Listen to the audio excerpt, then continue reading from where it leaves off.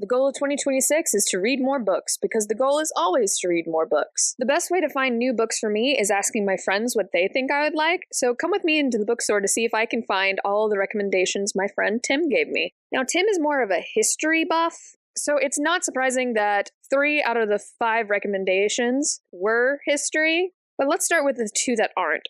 First, we're looking out for Out of the Silent Planet by C.S. Lewis, which is a science fiction.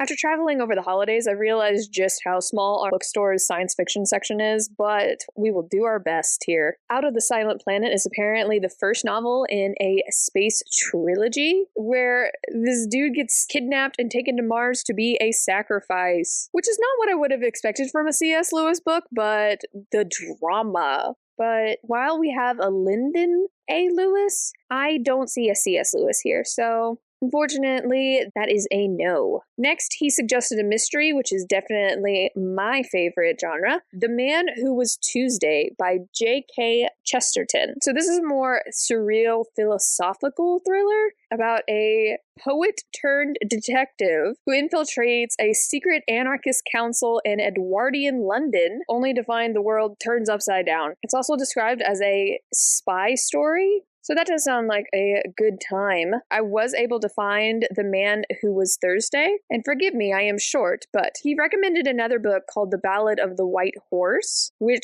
I could not find. Next, we have one I wasn't really sure where to look for, The Campaigns of Alexander by Arian. So my best guess is history section. Now, the history section is separated by subject, and so I was able to find other books about Alexander, but not specifically the campaigns of Alexander. But the one that really stumped me is The Song of Roland by Unknown. Is there an unknown section in the fiction? Is it a classic? No? Where do I even look for this? Tim, where are you finding these books? Honestly, most of them really do feel like they would be great thrift store finds, but not this bookstore. That brings us to a grand total of 1. 1 out of 5. This is probably the worst I have ever done trying to find books in bookstores, but leave it to Tim.